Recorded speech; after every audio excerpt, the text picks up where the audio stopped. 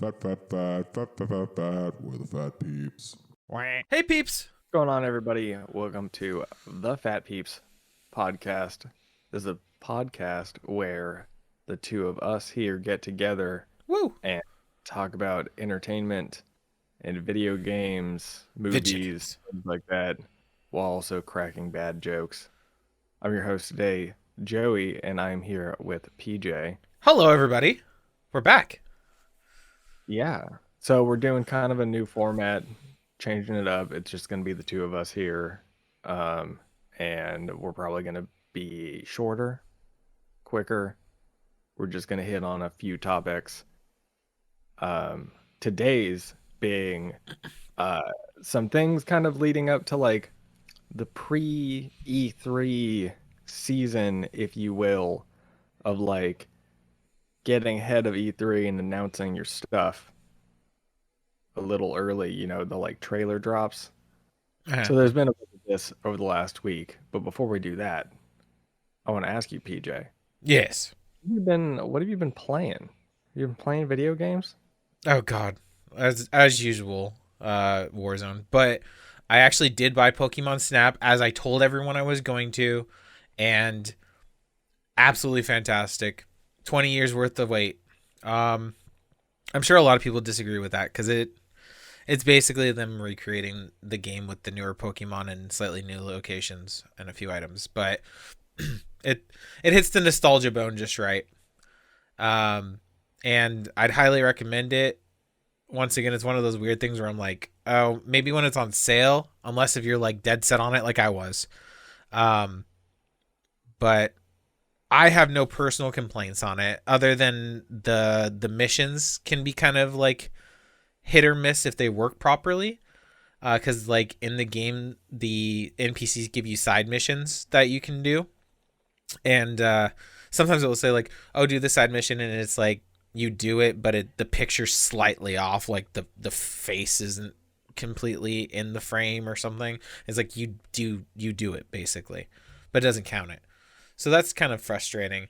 And then just like little UI things regarding those. But overall, it's like I was so happy playing it. I just put some chill music on and went through the levels and I was like, holy shit, everything that I've been wanting for this portion of my life is here. And I haven't finished it yet, but I'm like 90% done with it. I'm very happy. How about you, Joey? I've not really been playing anything new, unfortunately. Mostly because there's not really anything new out. Yeah. You know what I mean? Like there is like Pokemon, but I didn't really feel like picking that up at full price because it didn't really.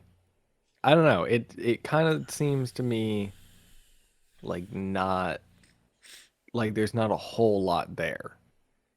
Not to say that it's not enjoyable, For Snap? but yeah, Pokemon Snap. Oh, okay. Yeah, it honestly, like, you have to be dead set in that nostalgia portion of your brain as an adult playing it, because for kids it's like they're gonna love it, as long as they're like semi creative and it's a good. I think we talked about this on a previous podcast where we had everybody, where it's like this is a good introduction into what photography could be, you know. So it gets them started in that realm.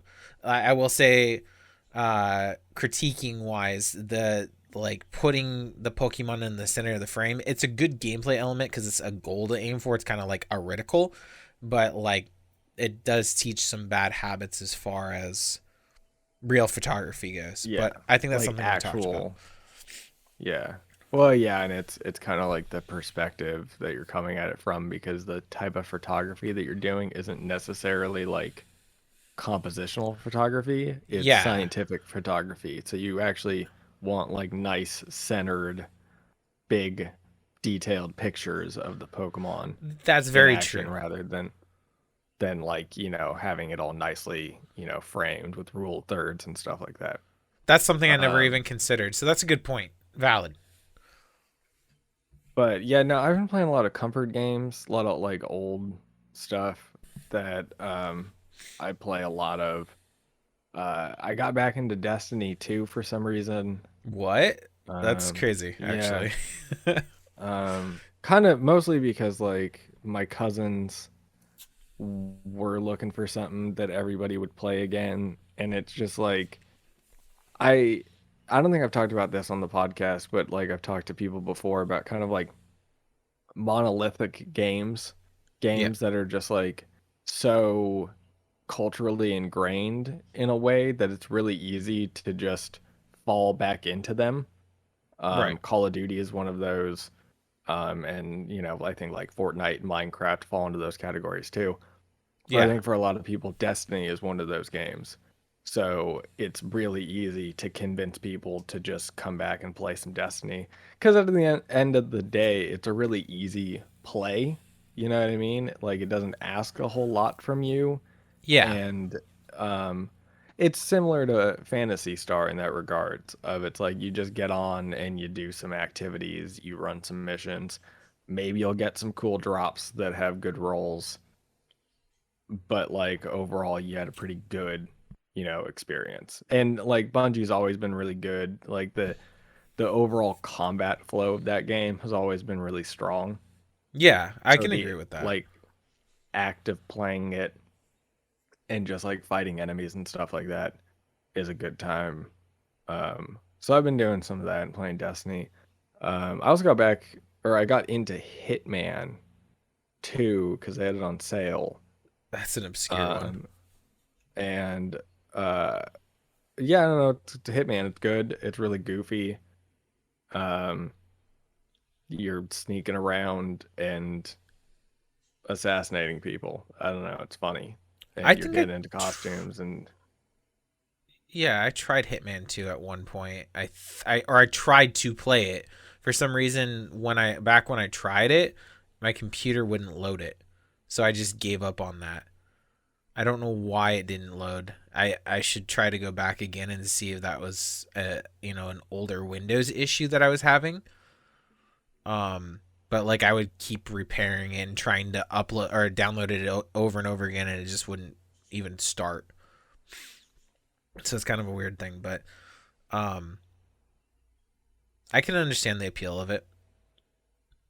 yeah, no, it's really fun. Just it's a really solid stealth game with the kind of like disguise mechanics and just the like I mean people talk to death about Hitman, so I won't go into it too much, but just like the way that you go into the map and you have to like figure out you're constantly like trying to figure out like okay, what are different ways that I can traverse this map? What are some different tools that I can find to help me get to my targets and or kill my targets? um, and it's just like a really interesting sandbox to play in, for lack Yeah, of a better term. yeah.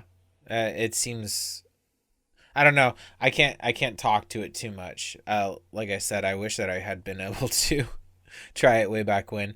But yeah, I mean, I'm kind of stuck in that same issue too, where I want to kind of go back and play old games and um like just kind of pick them up again because I feel like the gameplay loop right now that we're stuck in is and like we're all following the battle royale scene, stuff like that, and it's like I don't want to pick up any more battle royales.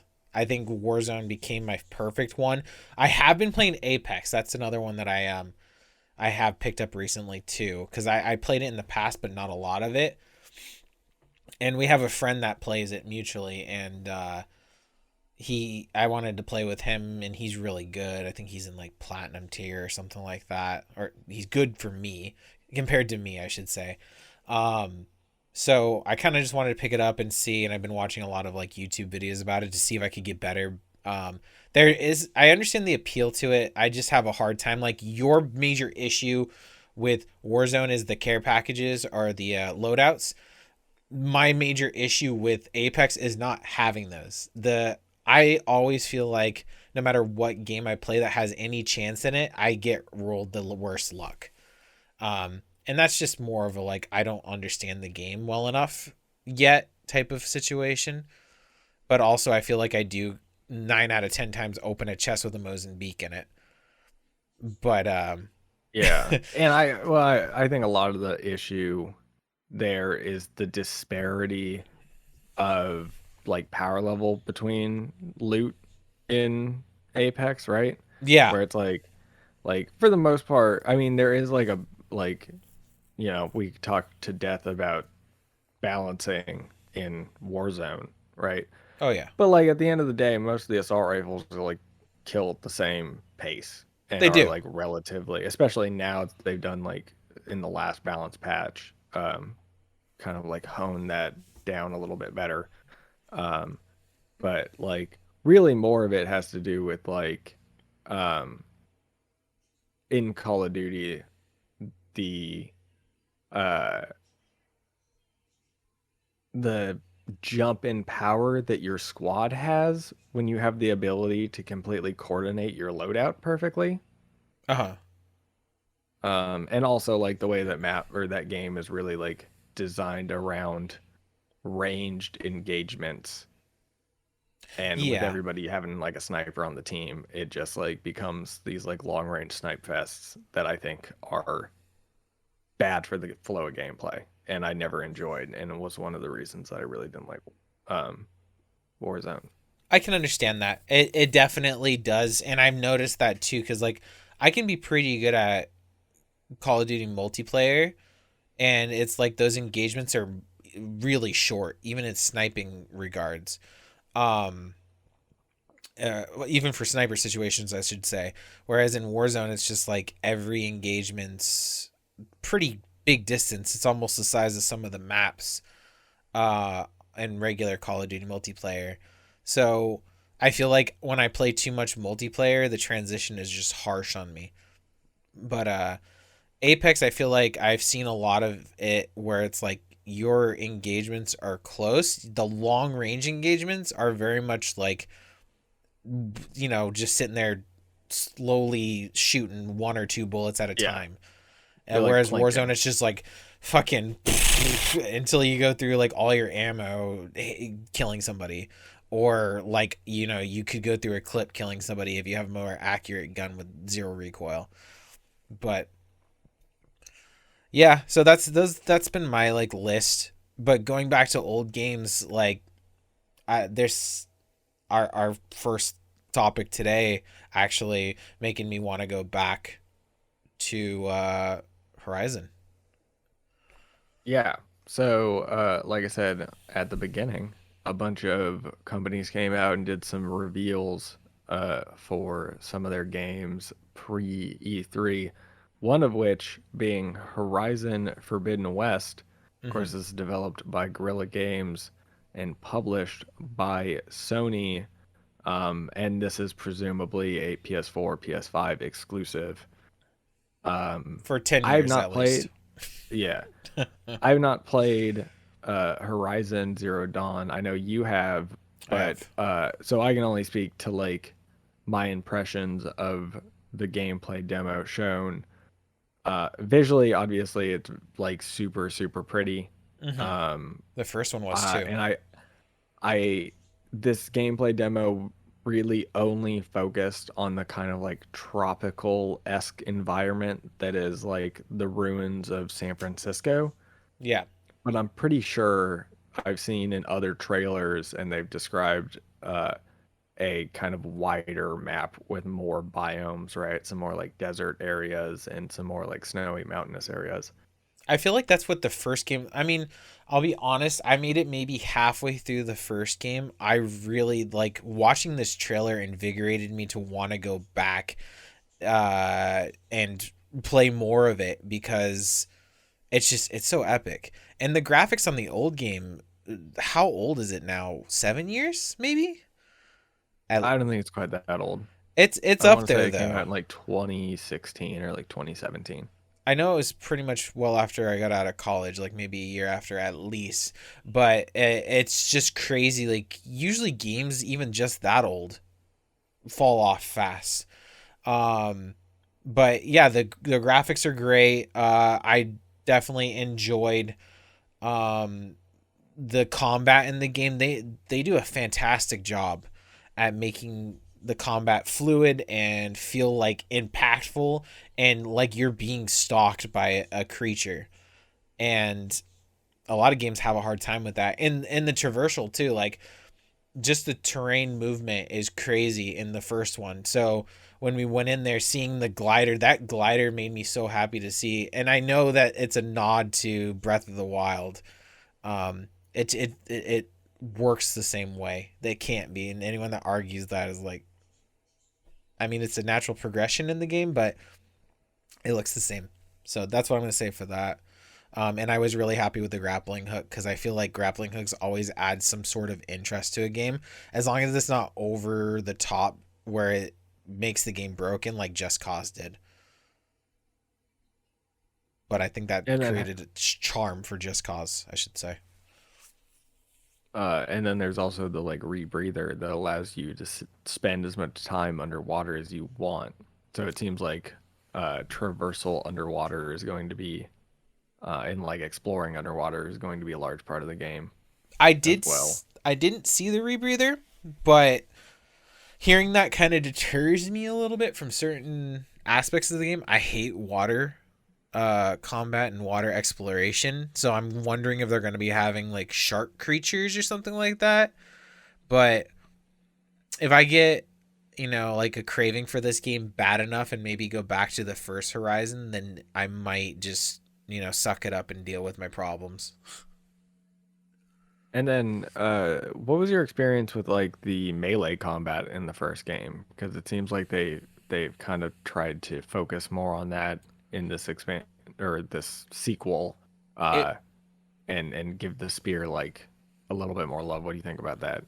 I saw that. I saw that they put like the power-ups on the spears. I will say in the first game it was very one-dimensional. It felt like you were kind of just swinging the spear and it was like, "Oh, I'm out of arrows or I'm, this or like they got really close to me so the arrow doesn't make sense." It's in this game it's more of a combat choice. They did a good job with the arrow in the first game. They nailed it. It felt nice. I'm very much either a mage or an archer person in most games that I play when I have an option. So that first game did it perfect, but yes, the spear did feel stale. And I'm glad that they focused heavily on it to fix it because the bow combat, they minor tweaks and they got it like perfect. And then also seeing the extra little gadgets that they're adding, that's really cool.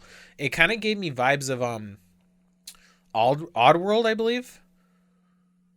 Yeah, Um like the slime launcher. yeah, that's exactly what it felt like to me, like kind of Oddworld esque combat, which that game was really cool and unique, and it feels like they're going to create a unique experience with this, even though the first game already did that. They're going to break completely off from what the first game did and even add more to the genre and this IP, which would be really cool. Yeah, yeah. No, as like I said, as somebody who hasn't played the first one, um, I don't really know what is like new and different, but The for me, combat. just the well, yeah, yeah, the The like combat. Well, better melee I don't even want to combat. say the combat itself. It's the movements more fluid, like by far, Yeah. and it was Um, already good. But yeah, but I would say the like main thing that has me interested is the post apocalyptic recreation of the West Coast or like, the Western United States. Uh I don't think that will be really interesting to see how they decide to like depict locations that are like well known here in California and um obviously like to somebody who doesn't live in California that doesn't really matter or mean anything to them, yeah. but as a California native I think it's really neat and would like to see what they do with it. For sure. I totally agree with you. When they said San Francisco, I kind of, you know how you have that like someone says your name, you have that like light up in your head like, oh, someone's talking about me. That's what it felt like when they said San Francisco, and I looked and I'm like this lush overgrown greenness, and I never even really connected the dots that this is in the future, and it's the like dystopian animal like Y- mechanical Yeah, things. because they They like it's there. feel It's clearly savage. there in like the story in the first game, but it's not like it's not set in a city really, or like any Right. location that you can pinpoint to like make the connection in your brain. So, but now that they have clearly like gone that direction, it clicks a lot better Yeah, and a and lot it's really easier. cool. It's a cool commentary because usually like it's like, oh, this is the dystopian future and everything's destroyed and things have changed and we're being hunted, and it's like desert, or like the overgrownness is very much like just going into broken buildings and cars that are just sitting there. They went the complete opposite route where it's like it looks old but it's not. And I love that Well, that approach. It's and very that's the beautiful. thing is it's like because like most of the time when we see a post-apocalyptic setting, right? Like we'll compare it to one of Sony's other properties, The Last of Us. Right. It's only a decade or two after collapse, so plant life and vegetation has had time to like come in and like take over per se, Yeah. but like all of the remnants of humankind are still there. Just Whereas underneath it. Horizon is so far in the future that like the buildings might as well just be stone structures. Right. Like they don't really have they don't carry any of the same meaning. They are literally at this point just a part of the environment. It's several millennia, right? Like it's a thousand or over a thousand I think years, they it's like a said. few thousand years or something. I don't I'm not familiar with the story, but I do think it's like, at least a few hundred, I wasn't sure if they had if not mentioned a it couple in thousand. the reveal trailer or not, but that, yeah, I think it's beautiful. I think they're totally going in the right direction. For me, I don't get invested or get the urge to play long action adventures like that anymore. So the fact that they were able to grab me and pull my attention, and I actually watched more of the trailer than I thought I was going to, is a huge thing to me. So everyone should keep their eyes out for it, especially if you like bow combat and now with their new and improved combat system. I think they did everything right. They're doing everything right. All right. Well, let's go ahead and move on to our next reveal, which was the Far Cry 6 reveal. This one a little shorter, um, and not as much of a like full, um, like single take gameplay demo, if you will, right? The Horizon was like here's a chunk of the game, whereas Far Cry 6's reveal was much more of a like we're gonna give you a edited like quick cuts and describe the game type of reveal. It was very Um, impactful though. Like, yeah, I haven't. holy crap. I skipped Far Cry 5. I don't know if you played Far Cry I 5. did, and it felt like I didn't. That's as simple. It's like I have, you know how you have like memories from when you're like 5 and you're like checking in and out randomly, like, oh, I remember when I was walking with my friend over here at the playground, and then the rest of the memory's gone. That's how Far Cry 5 felt to me. Garrick and I actually played it together only like 2 or 3 years ago, maybe even less than that. And I remember like one maybe one or two boss fights, and then I remember us running around aimlessly and then getting captured. I think is one of the random scenes that I remember. It's like four things out of a whole game where we played 75% of it. So it wasn't captivating.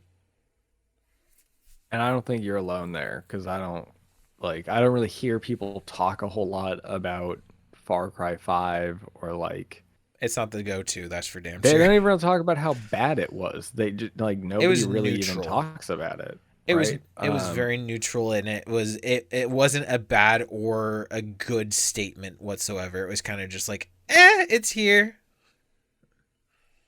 And yeah, after like Far Cry 3, which was such a um Huge.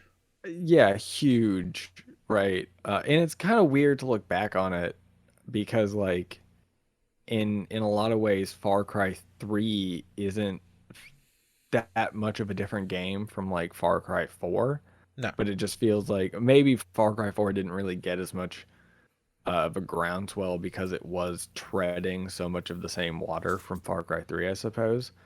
And I am definitely seeing a little bit of that with Far Cry 6 of people being like, it looks just, just looks like we're doing Far Cry 3 again. But Far Cry 3 is a really good game. It was. So if they It just want to do Far Cry 3 again, I'm not like super opposed to that. right.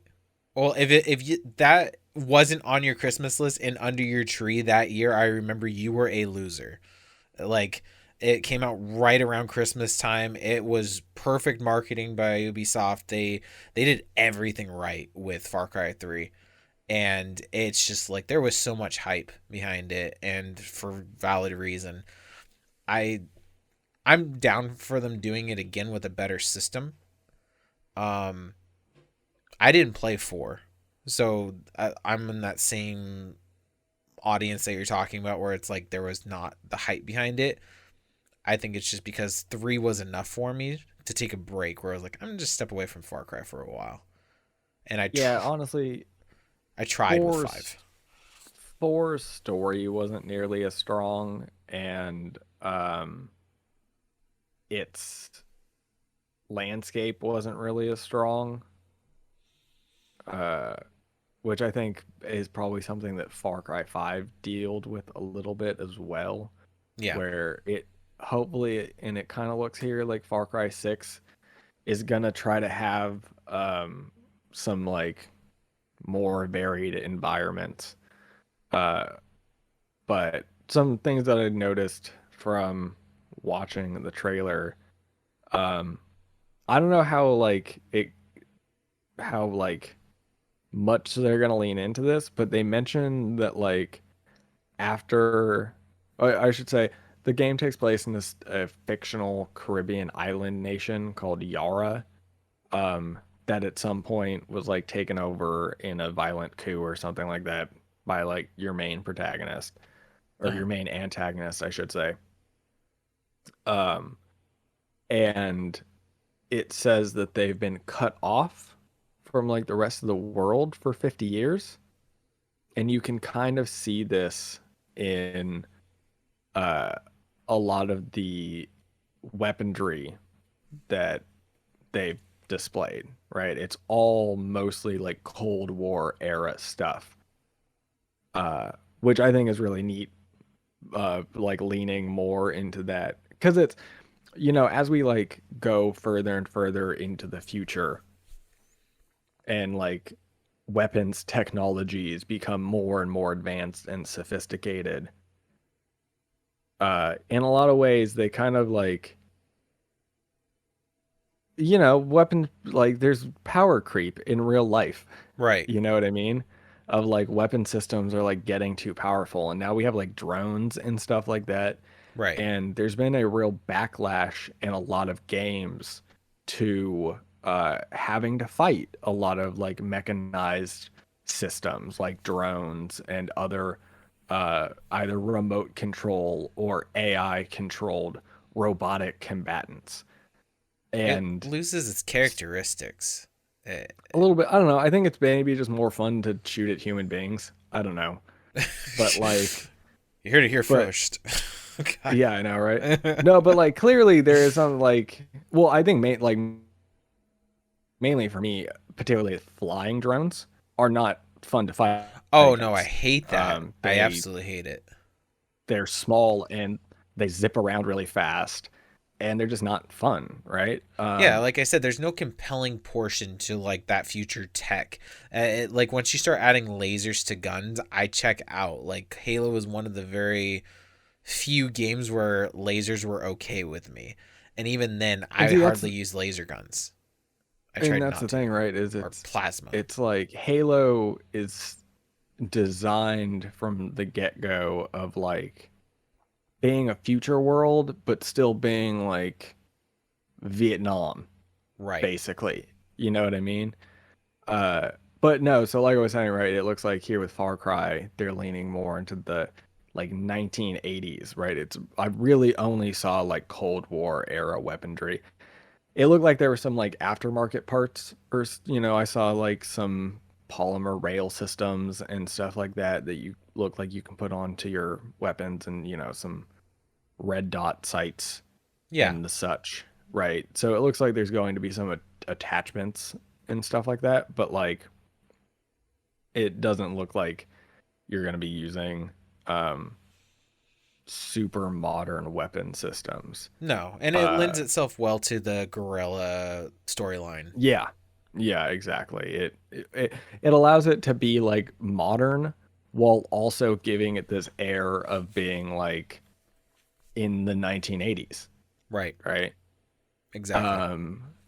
Some that they like, so over the course of like the entire demo that they did and in all the trailers and stuff, they're using like a version of the protagonist, but it does appear that you have customization over the protagonist both. I was about to ask about that.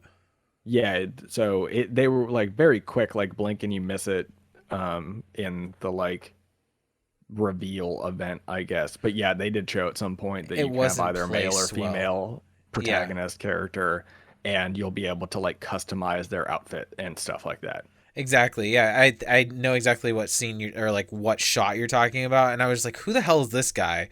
And then they go back to the female Danny. And I was like, oh, okay. Yeah. They're, And it's like when I heard the name immediately, even before they like revealed that, I was like, oh, okay, they're gonna do it's like unisex. unisex name. So they're gonna have like customizable character. And sure enough, they would later like show that. It's smart, but this the first game where if they had chosen specifically to have a female, that it would be a female protagonist? Wait, I'm sorry. So like That sentence confused me.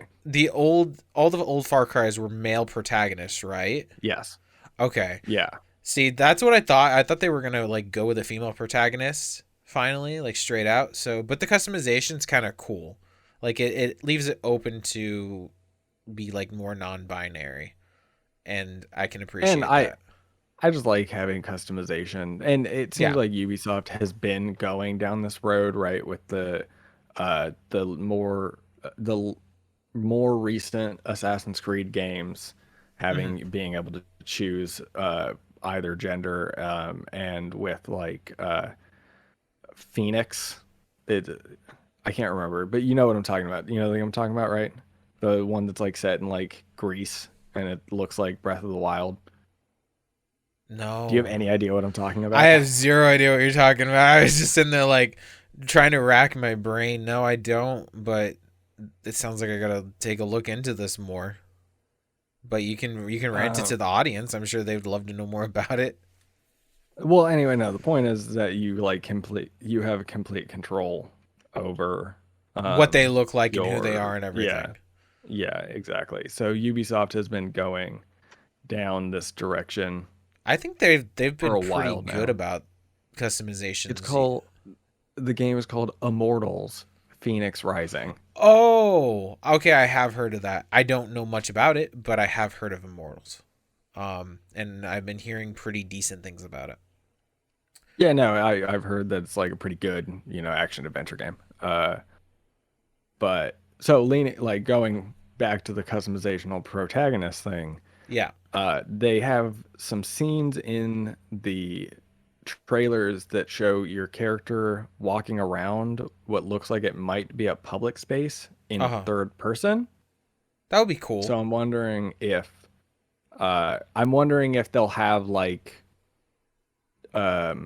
you know, MMO-esque, not MMO, but you know, like online RPG public spaces that you're familiar with Right. from games like Destiny or other Ubisoft games like The Division or Far Cry, the other Tom Clancy, Oh, Ghost Recon, Ghost Recon, yeah. right? Where it's like you go into a public space and you see everybody else in their like characters' outfits and stuff. And it's it's kind of weird because you're all the same main character, but It doesn't hurt you have enough anybody. customization over it that like yeah, it's like fun.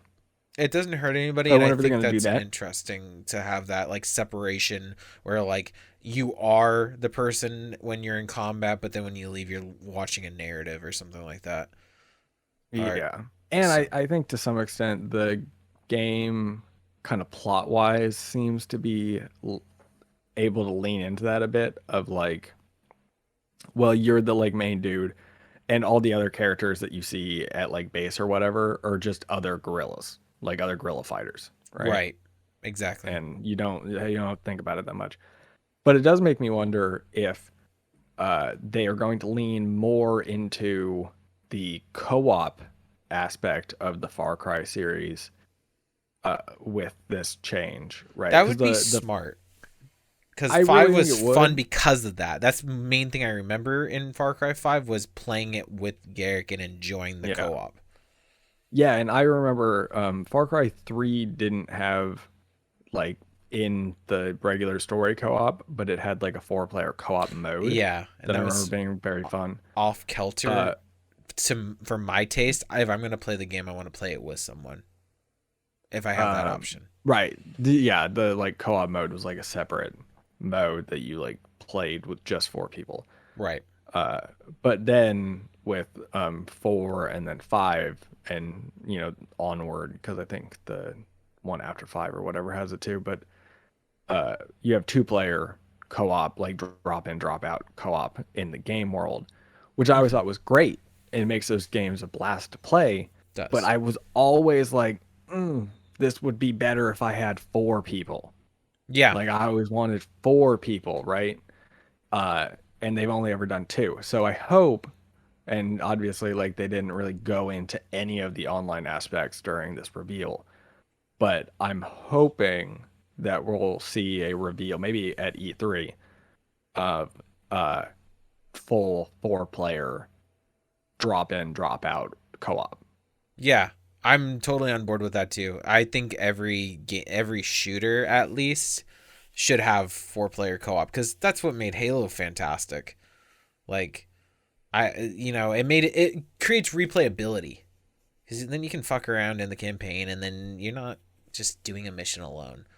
But And just the structure of like Far Cry structure of it lends itself. stealth action, taking out outposts and stuff like that. I mean, it's the same thing with Ghost Recon, right? Like Ghost Recon is, in my opinion, a blast when you're playing with 4 people. Right. And you're all coordinating to take down the bases and stuff like that.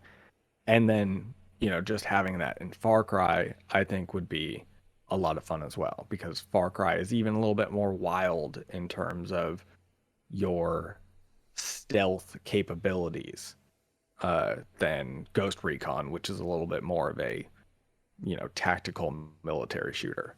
Yeah. No, I agree. We didn't really go into it, but there is like a lot of wacky guns that you can build. There's like a CD launching gun. That was hilarious. Check and out like the a trailer. custom, yeah, and like a custom flamethrower. And there's like backpack gadgets. Like you have like a mortar backpack thing. And I've never really cared much for like the wacky stuff in Far Cry. I've preferred to lean more into the like more realistic guerrilla warfare aspects of it. Right. But I mean, those things being there for the most part don't ruin the gameplay experience. You just don't really have to engage with them. And if you especially if you have don't have 4 to. people, you have that one fucker that just runs in there with like the explosive backpack and shit like that and just blows everything up and then ruins your cover. Like it creates opportunities for stupidity, which Yeah. makes things fun. So And yeah, then the last thing I want to touch on before we close up here is it looks like there's going to be large, uh, like city, urban, populated parts of the game world. And obviously, from the perspective of a like guerrilla fighter in this world, um, in the cities and stuff, there will probably be like loyalists and things, which is a big shakeup from the regular Far Cry formula, where for the most part, the only like threats you had to worry about were like, oh, well, I shouldn't, maybe threats is not really the right term, but like in for the most part, when it comes to like the opposing forces, it's just like the bad guys, right? And if you run into like a convoy of bad guys or you go into an outpost or something like that, right? yeah, Whereas here, it looks like there's going to be times where you're going to need to go into the city and you're going to have to conceal weapons and stuff like that. Um, and I think that that will bring a really interesting element to the Far Cry formula. Kind of like what I was talking earlier about with Hitman, yeah. of getting more into that urban stealth, maybe even with disguises and stuff like that, sneaking around and infiltrating places that you're not supposed to be in to set ambushes or, do missions, get whatever you need to get done for the revolution. It's surprising to me Um, that they hadn't done it earlier because of Assassin's Creed. It's the same concept. So, yeah, I suppose it is.